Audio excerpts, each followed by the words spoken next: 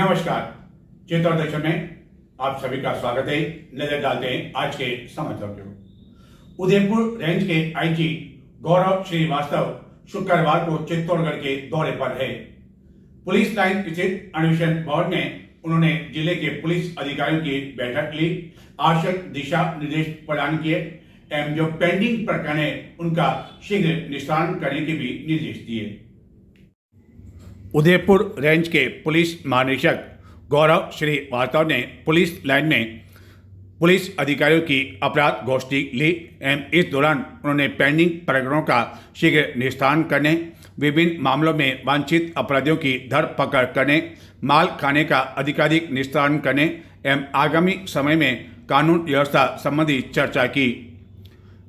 IG के चित्तौड़गढ़ पहुंचे पर उनका स्वागत किया गया एवं गार्ड ऑफ ऑनर भी उन्हें दिया गया।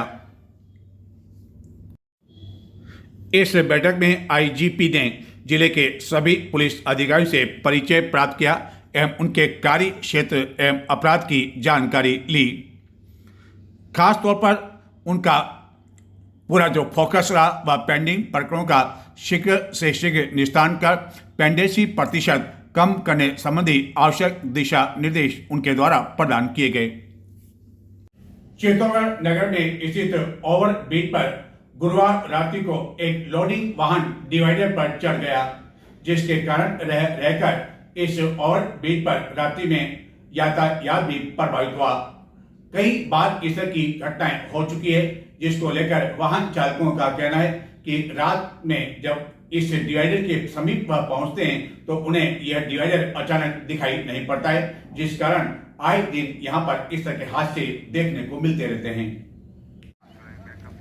चित्तौड़गढ़ में स्थित ओवर ब्रिज पर महीने में 3-4 बार इस तरह की घटनाएं देखना आम बात हो गई है।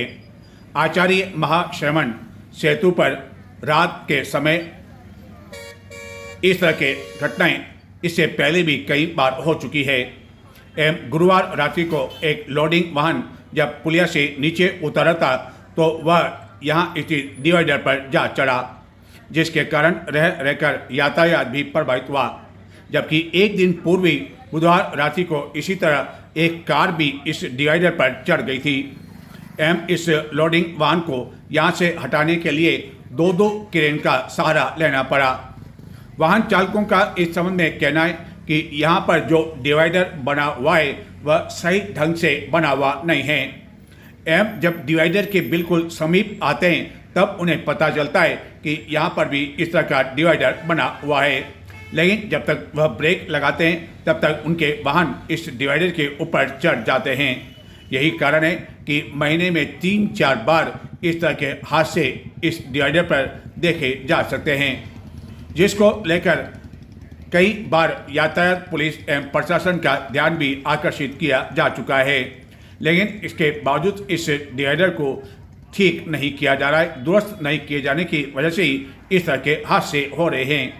ऐसा भी नहीं कि रात के समय जो ये हादसे हो रहे हैं उसके वाहन चालक शराब के नशे में हो और इस कारण इस तरह के हादसे देखने को मिल रहे हों, बल्कि यह सब कुछ यहाँ जो डिवाइडर बना हुआ है उसी डिवाइडर के कारण इस तरह के हादसे हो रहे हैं एवं अब तक इस तरह के कई हादसे हो चुके हैं। यह तो शुक्र रहा कि अब तक ऐसे हुए हादसे में किसी तरह की कोई जनहानि नहीं हुई।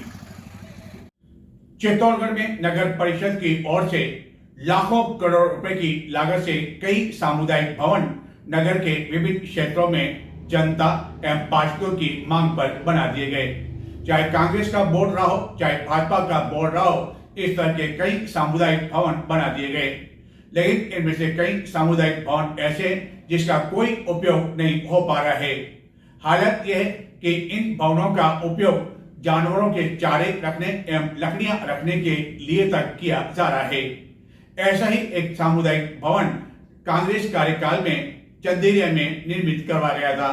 बताते हैं आपको कि आखिरकार क्या स्थिति है इस सामुदायिक भवन की, जो कि चंदेरिया में निर्मित करवाया गया था।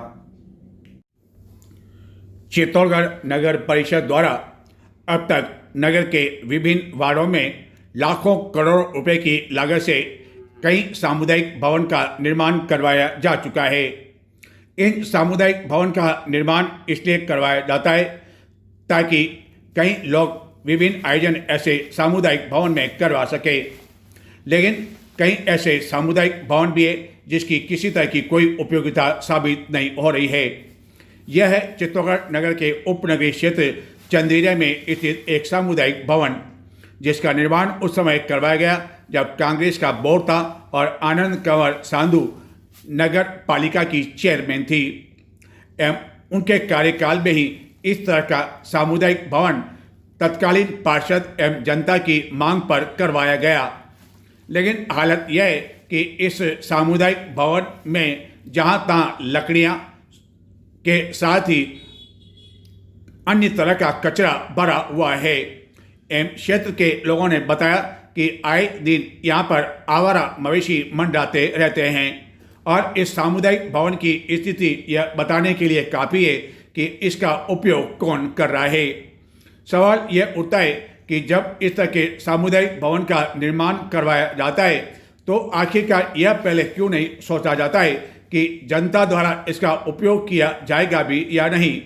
और कई बार तो पार्षद केवल क्षेत्र की लोगों की वाहवाही लूटने के लिए इस तरह के निर्माण की अनुशंसा कर देते हैं और सरकारी पैसों की इस तरह की बर्बादी होती है, जो कि चित्तौड़गढ़ के चंदेरिया क्षेत्र में स्थित लाखों रुपए की लागत से इस सामुदायिक भवन में देखी जा सकती है। यह तो मात्र एक उदाहरण है, बाकी अन्य कई ऐसे सामुदायिक भवन भी है जिसका एक दो बार उपयोग हुआ, उसके बाद किसी तरह का कोई उपयोग नहीं होने की वजह से वह खंडहर में तब्दील होते जा रहे हैं या मवेशियों के लिए अड्डे बनते जा रहे हैं। और यह रखी बोतल यह बताने के लिए काफ़ी है कि शाम के समय या दिन के समय भी असामाजिक तत्व भी यहाँ पर आते हैं और उनके उपयोग के लिए भी यह सामुदायिक भवन काफ़ी काम आ रहा है।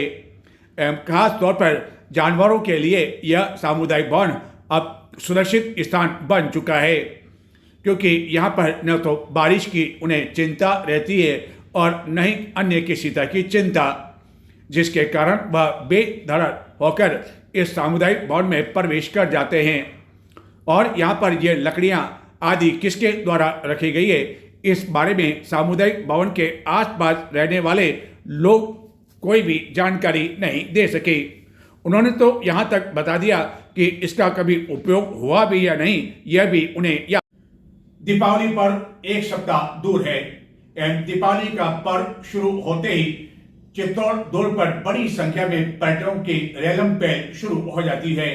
लेकिन उससे पहले इन दिनों बड़ी संख्या में दुर्भ्रमण करने के लिए पर्यटक आने लगे हैं, जिसमें कई स्कूल के बच्चे अपने ट्यूर के साथ यहाँ आ रहे हैं एवं जिसके कारण पर्यटन व्यवसाय पर निर्भर व्यवसायियों के चेहरे भी खिले हुए हैं।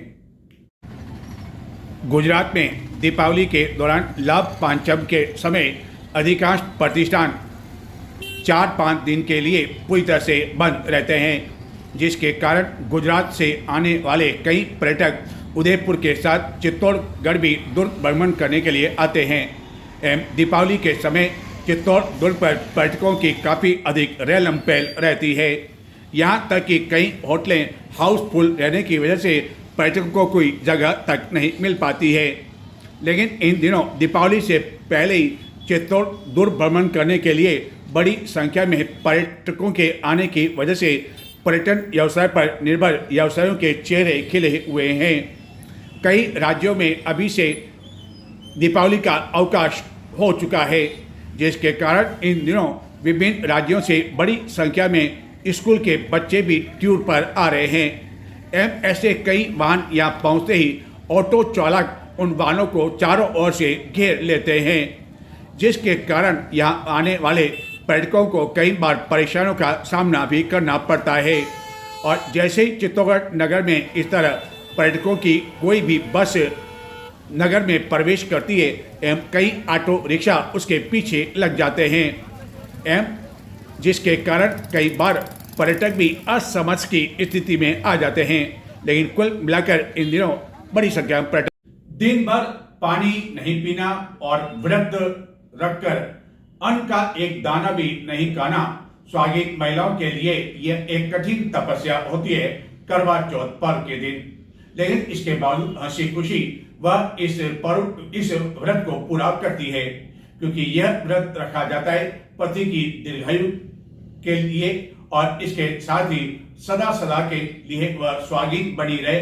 इसके लिए चित्तौड़गढ़ में इस पर्व को लेकर महिलाओं में काफी अधिक उत्साह देखा गया एवं कई स्थानों पर सामूहिक रूप में भी महिलाओं द्वारा करवा चौथ की कथा सुनी गई एवं अन्य कई आयोजन हुए, उद्यापन भी हुए और रात्रि में लगभग 9 बजे चांद का दीदार होते ही महिलाओं ने चांद के दीदार किए। फिर उसके बाद छलनी से अपने पति का चेहरा देखा एवं चंद्रमा को अर्घ्य दिया पानी का और उसके बाद बड़ों का आशीर्वाद लिया। करवा चौथ का व्रत किया। पतिव्रता वीरमती उस दिन भर निराहार रही, कुछ भी नहीं खाया पिया। करवा चौथ के दिन जल का सेवन नहीं करना चाहिए। अतः दिन भर प्यास से वीरमती के प्यासी से दुखी सहन नहीं कर पाए चारों सने उनके भाई, क्योंकि यह वीरमती अपनी बिना पानी इस प्रकार से तड़प रही थी जैसे पानी के बिना मछली तड़पती है। प्यास से याकोल वीरमती के मुंह में झाग निकलने लगे, होठ सूखने लगा, गला रुक गया, शरीर थका सा मालूम होने लगा। अतः करवा चौथ के दिन चंद्रमा के दर्शन यानी उदय होने से पूर्व उदय होने में देरी थी। भाइयों ने सोचा कहीं ऐसा नहीं हो कि अपनी एकमात्र बहन तड़पती मर जाए। दुखी बहन को देखकर भाई सहन नहीं कर पाए। पानी यानी घने बादल से छाए हुए थे, दिन होते हुए सब जगह घोर अंधेरा था, आंधी चल रही थी। ये भाइयों ने मिलकर एक लकड़ी का गट्ठा जलाया और पेड़ के नीचे चढ़कर उस लकड़ी के गट्ठर को पेड़ के पत्तों की आड़ में दर्शा दिया।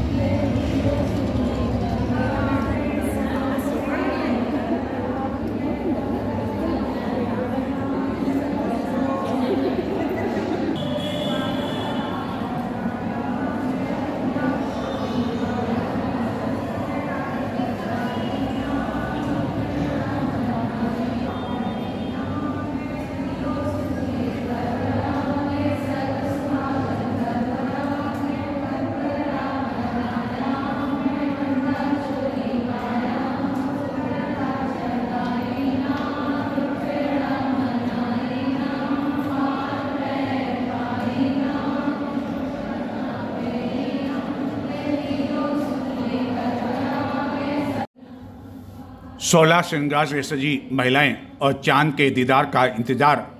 चित्तौड़गढ़ में शुक्रवार को करवा चौथ की शाम सुहागिनों की कुछ इसी तरह बीती।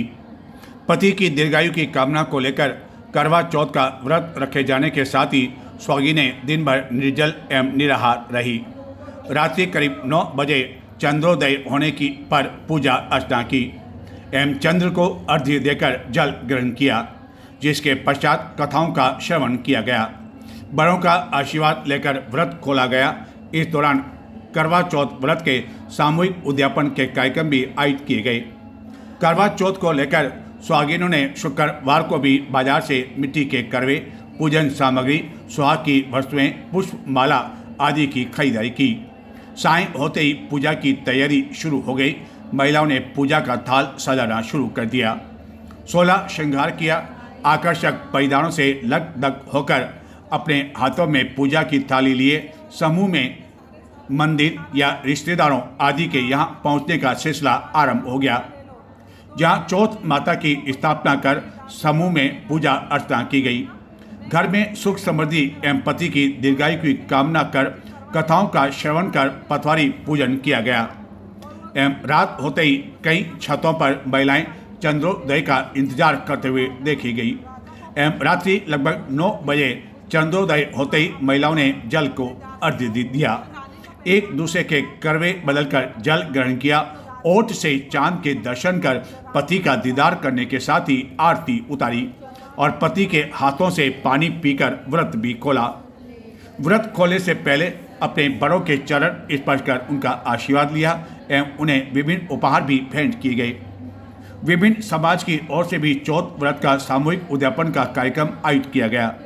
कई अविवाहित युवतियों ने भी अपने भावी पति के लिए व्रत रखा।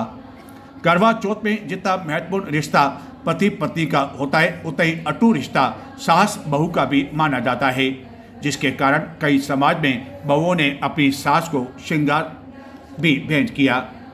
चित्तौड़गढ़ नगर के प्रताप नगर क्षेत्र में सिख गुरुद्वारा में विभिन्न समाज की महिलाओं ने सामूहिक रूप से करवा चौथ की पूजा की। इस दौरान पंडित सत्यनारायण गौड़ ने कथा की। कथा के दौरान पूजा में बड़ी संख्या में मौजूद महिलाओं ने अपने साथ लाई पूजा की थाली के साथ 7 बार परिक्रमा की। कथा की समाप्ति पर आरती की गई एवं सभी सुहागिनों ने पंडित का आशीर्वाद भी लिया। इससे पूर्व सवेरे विभिन्न मंदिरों में भी महिलाएं पूजा अर्चना करने पहुंची। महिलाओं ने मंदिर में कार्तिक कथा के साथ ही भगवान शिव, पार्वती, गणेश, कार्तिकेय का भी पूजन किया।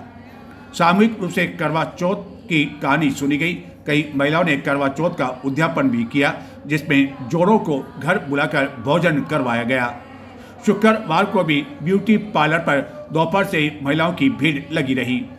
करवा चौथ पर कई सुहागिनों ने पति के काफ़ी दूर होने की वजह से, उनके नहीं आने की वजह से ऑनलाइन पति के मोबाइल पर दर्शन किए और उसके बाद ही करवा चौथ का व्रत खोला। इसी तरह चित्तौड़गढ़ जिले के निम्भाड़ा, राशमी, बेगू एवं अन्य स्थानों पर भी करवा चौथ का पर्व मनाया। चित्तौड़गढ़ कांग्रेस का अगला जिलाध्यक्ष कौन होगा?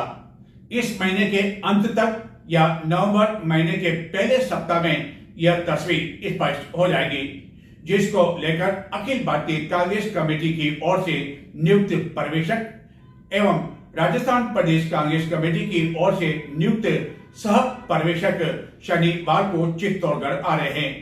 शनिवार को वह चित्तौड़गढ़ में कांग्रेस के पदाधिकारियों एवं नेताओं के साथ जिला कांग्रेस कार्यालय में मुलाकात करेंगे।